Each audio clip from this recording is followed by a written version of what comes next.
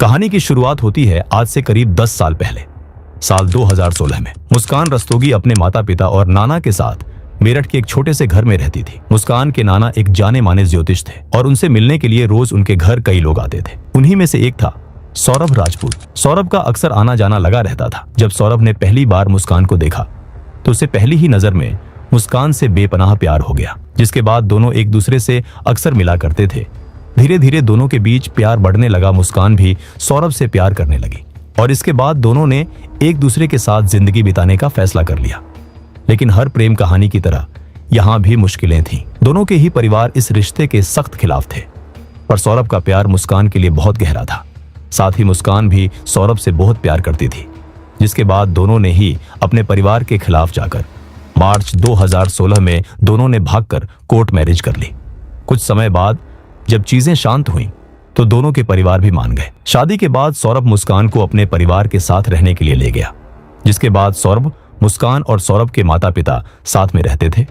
सौरभ पेशे से एक मर्चेंट नेवी था, जिसके चलते उसे अक्सर देश से बाहर समंदर में रहना पड़ता था, जिसकी वजह से शादी के बाद वो अपने काम के लिए विदेश चला गया। लेकिन सौरभ के जाने के बाद घर में मुस्कान और सौरभ के माता पिता के साथ उसके रोज झगड़े होते थे।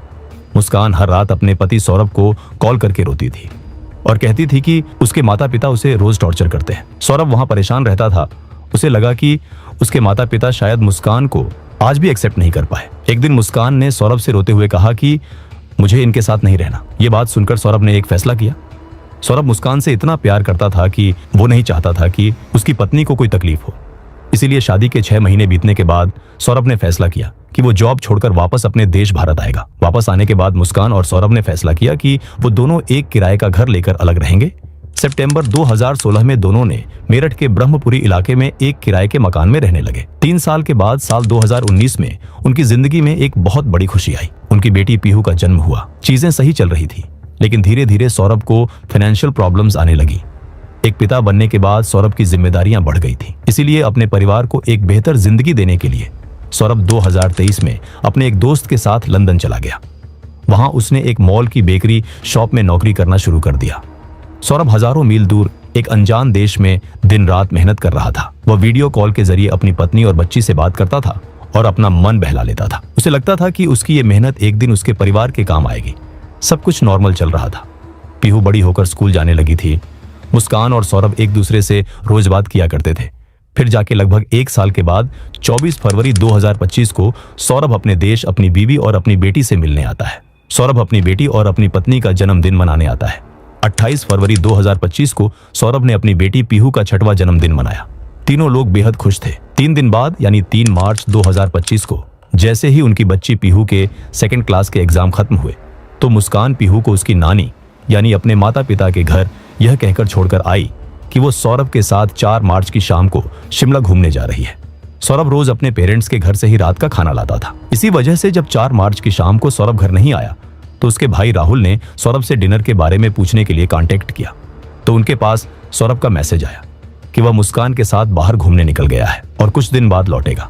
2 दिन बाद 6 मार्च को सौरभ की बहन का सौरभ से मिलने के लिए मैसेज आता है। इस पर सौरभ उन्हें भी बता देता है कि वो मुस्कान के साथ बाहर गया है और होली के बाद वापस आएगा। बहन ने पूछा कि उसने अपनी बेटी पीहू को साथ क्यों नहीं लेके गया तो उसने व्हाट्सएप पर ही बताया कि वो जहां है वहां 10 डिग्री सेल्सियस टेम्परेचर है, इसलिए पीहू की तबीयत बिगड़ने का रिस्क था। शिमला मनाली घूमते हुए सौरभ मुस्कान के साथ अपने फोन से फोटोज भी शेयर करता जा रहा था।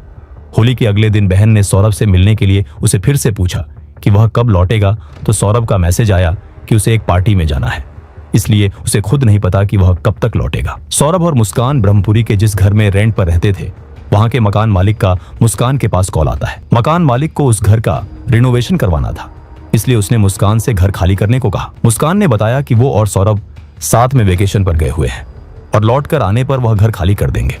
इसके बाद 17 मार्च को जब मुस्कान हिमाचल से जब वापस आती है तो अगले दिन 18 मार्च को सामान शिफ्ट करने के लिए एक लोडर भाड़े पर बुक करती है और सामान ढोने के लिए 2 मजदूरों को बुलाती है।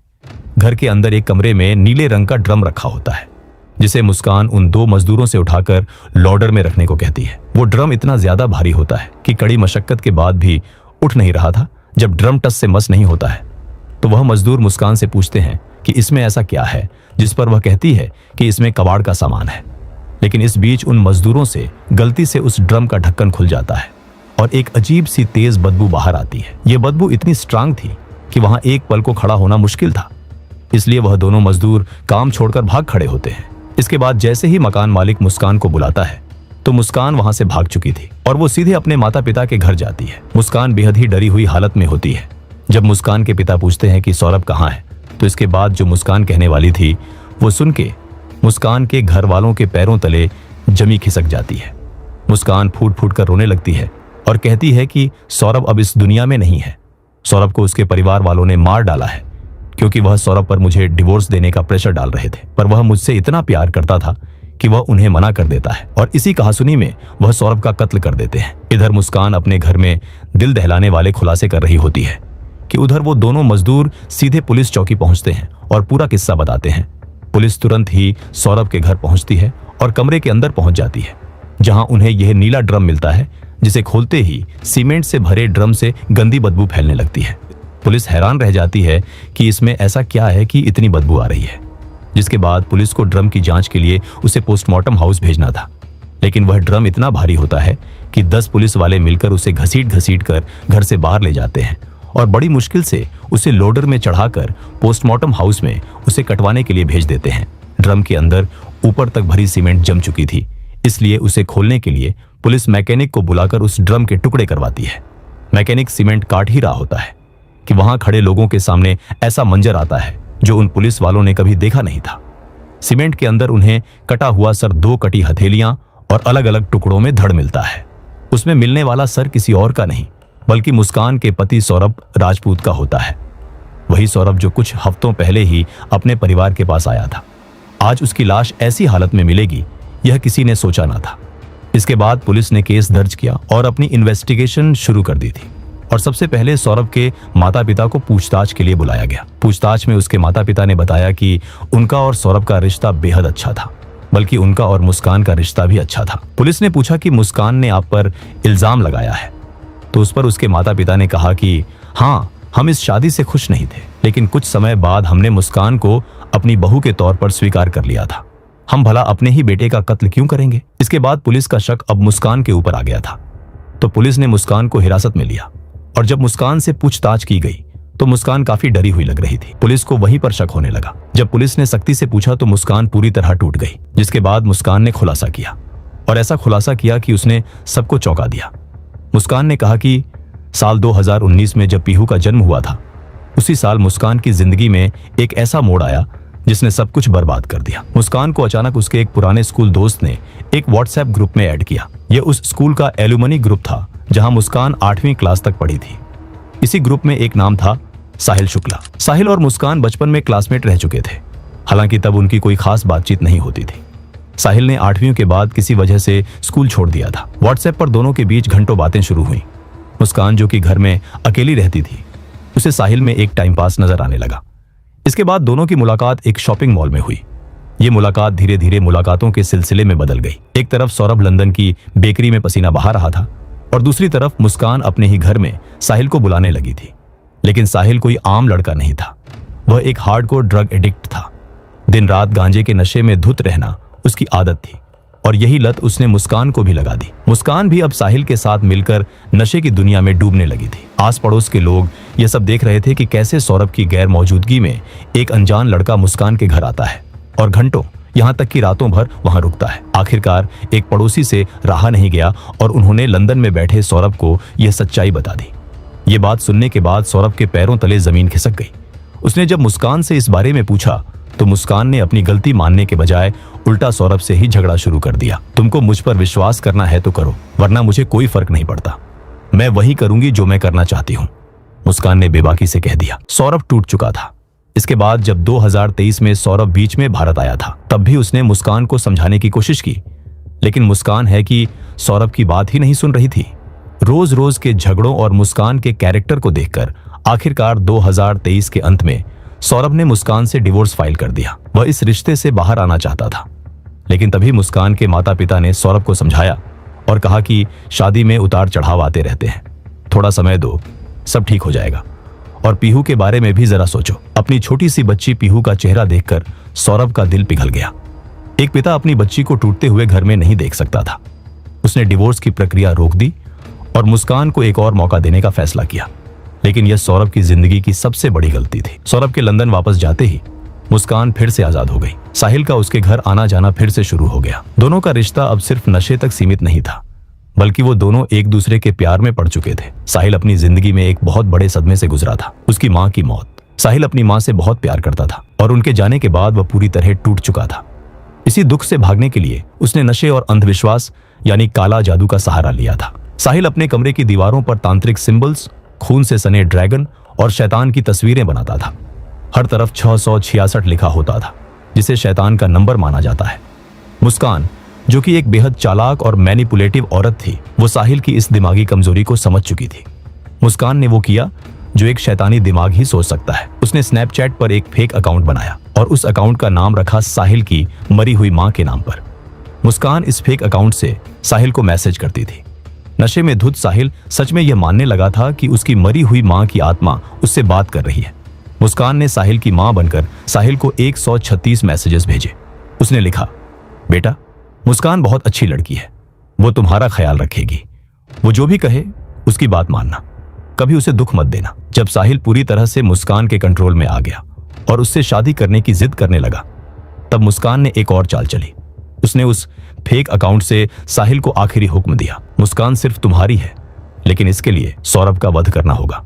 ध्यान दीजिए इस शब्द पर, वध, मर्डर नहीं, हत्या नहीं, वध, क्योंकि साहिल को मुस्कान की तरफ से यकीन दिलाया गया था कि वह कोई जुर्म नहीं बल्कि एक शैतानी और तांत्रिक अनुष्ठान कर रहा है। नवंबर 2024 में सौरभ ने लंदन से मुस्कान को फोन करके बताया कि वह अगले साल फरवरी में घर आ रहा है। यह खबर सुनते ही मुस्कान के होश उड़ गए।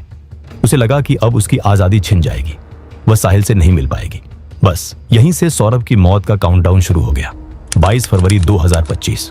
सौरभ के भारत लौटने से ठीक 2 दिन पहले मुस्कान एक डॉक्टर के पास गई और डिप्रेशन और एंजाइटी का बहाना बनाकर नींद की गोलियां लिखवा ली। लेकिन वो गोलियां काफी नहीं थी। मुस्कान ने इंटरनेट पर हैवी स्लीपिंग पिल्स सर्च की, डॉक्टर के पर्चे पर अपनी ही राइटिंग में उन दवाओं का नाम लिखा, पर्चे की फोटो खींची और मेडिकल स्टोर से भारी मात्रा में नींद की गोलियां खरीद ली।